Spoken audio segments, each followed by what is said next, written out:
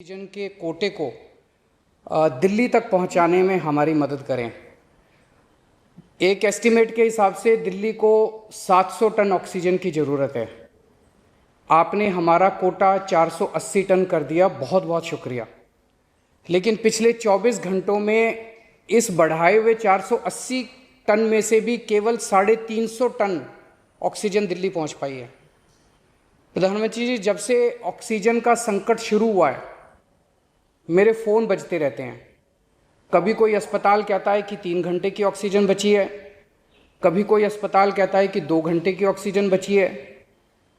हम कारण जानने की कोशिश करते हैं तो पता चलता है कि पीछे किसी राज्य ने दिल्ली के लिए ऑक्सीजन लाने वाले ट्रक को रोक रखा है। हमने मदद के लिए केंद्र सरकार में कुछ मंत्रियों को फ़ोन किए। शुरू में उन्होंने खूब सहयोग किया सर, लेकिन अब वो भी बेचारे थक गए हैं। सर, देश के संसाधनों पे तो 130 करोड़ लोगों का अधिकार है ना। अगर दिल्ली में ऑक्सीजन की फैक्ट्री नहीं है तो क्या दिल्ली के 2 करोड़ लोगों को ऑक्सीजन नहीं मिलेगी? जिस राज्य में ऑक्सीजन की फैक्ट्री है, क्या वो दिल्ली की ऑक्सीजन रोक सकते हैं? ऐसे में हम क्या करें? सर, मैं आपका बेहद शुक्रिया अदा करना चाहता हूं कि आज आपने ये मीटिंग बुलाई है, बहुत सही समय पे ये मीटिंग बुलाई है। पर सर, मैं आज ये जानना चाहता हूं कि अगर आज या कल या किसी भी टाइम हमारे दिल्ली के किसी अस्पताल में अगर 1 घंटे की, आधे घंटे की, 2 घंटे की ऑक्सीजन बच जाए और लोगों की मरने की नौबत आ जाए तो मैं फ़ोन उठा के केंद्र सरकार में किससे बात करूं? सर, मैं ये जानना चाहता हूं कि अगर कोई राज्य दिल्ली के कोटे की ऑक्सीजन का ट्रक रोक ले तो मैं फ़ोन उठा के किससे बात करूं? हालत काफ़ी ज़्यादा गंभीर हो चुके हैं सर। हम अपने लोगों को मरने के लिए तो नहीं छोड़ सकते। हमें लोगों को ये विश्वास दिलाना पड़ेगा कि एक एक जिंदगी हमारे सबके लिए कीमती है। हम आपसे फिर से दिल्ली के लोगों की तरफ से हाथ जोड़ के अपील कर रहे हैं कि सर, तुरंत कोई कठोर और सार्थक कदम नहीं उठाया गया तो शायद दिल्ली के अंदर कोई बहुत बड़ी त्रासदी हो सकती है। मैं आपसे मार्गदर्शन चाहता हूं सर। सर, कुछ ही राज्य हैं जहां से मैक्सिमम दिल्ली की ऑक्सीजन आती है और जहां सबसे ज़्यादा दिक्कत आ रही है और जहां सबसे ज़्यादा हमारे ऑक्सीजन के ट्रक रोके जा रहे हैं। मेरी आपसे विनती है, अगर आप उन राज्यों के मुख्यमंत्री को एक बार बोल दें, फ़ोन कर दें कि हमारे ऑक्सीजन के ट्रक ना रोकें तो दिल्ली के लोगों को ऑक्सीजन मिल जाएगी। आपका एक फ़ोन ही बहुत है सर उनको।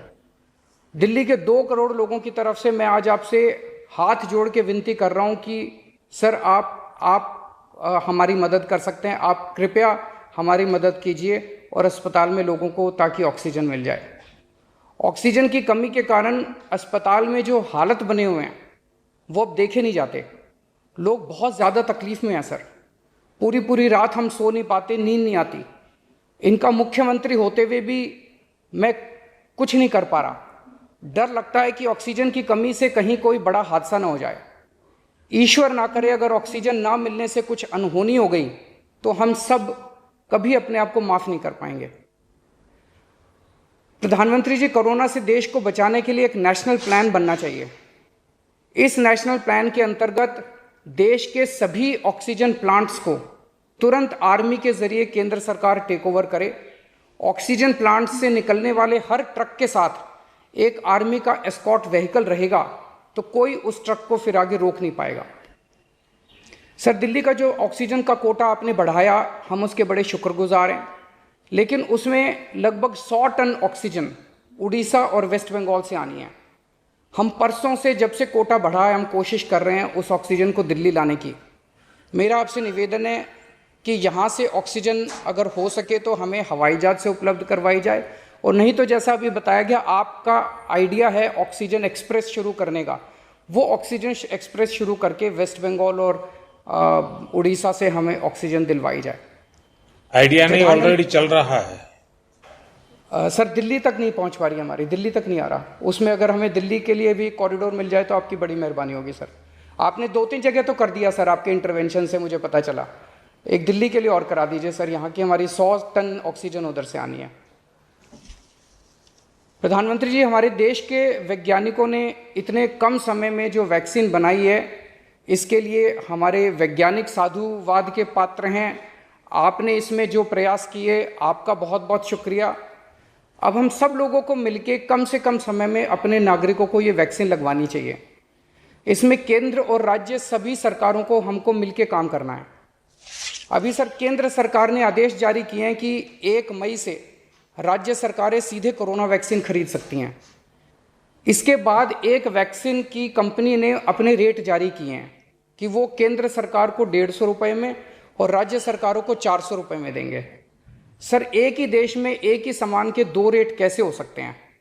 1 नेशन 1 रेट होना चाहिए। सारे देश को एक ही दाम पे वैक्सीन मिलनी चाहिए। अगर देश एक है तो वैक्सीन का दाम भी तो एक ही होना चाहिए। तो मैं आपसे निवेदन करता हूं कि केंद्र सरकार को, राज्य सरकारों को एक ही रेट पे वैक्सीन मिले। जिस रेट पे केंद्र सरकार को वैक्सीन मिल रही है उसी रेट पे राज्य सरकारों को भी वैक्सीन मिलनी चाहिए।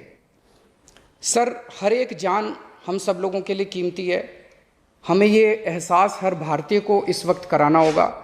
इसलिए मेरा मानना है कि देश में सबको दवाई, सबको वैक्सीन और सबको ऑक्सीजन मिलनी चाहिए और बिना किसी विवाद और बिना किसी रुकावट के ये मिलनी चाहिए। मेरा विश्वास है देश में अगर कोरोना के खिलाफ एक नेशनल प्लान होगा तो हम सभी राज्य सरकारें और केंद्र सरकार मिलके इस दिशा में काम करेंगे। सर कोरोना की वजह से दिवंगत आत्माओं को शांति मिले। मैं कहना चाहूंगा। हाँ जी सर। ये हमारे जो प्रोटोकॉल है,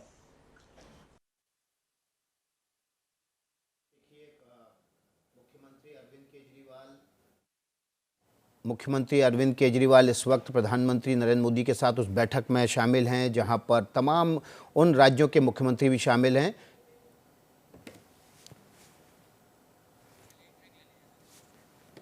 जो सबसे ज़्यादा प्रभावित हैं। उसमें मुख्यमंत्री केजरीवाल ने 3 महत्वपूर्ण बातें रखी। एक तो ऑक्सीजन की सप्लाई निर्बाध की जाए, ऑक्सीजन के टैंकर को पहुंचाने के लिए तमाम राज्यों के मुख्यमंत्रियों को निर्देश दिए जाएं और उसके अलावा दवाइयों की आपूर्ति की जाए और नेशनल प्लान बनाया जाए ऑक्सीजन की सप्लाई के लिए। एबीपी न्यूज़ आपको रखे आगे।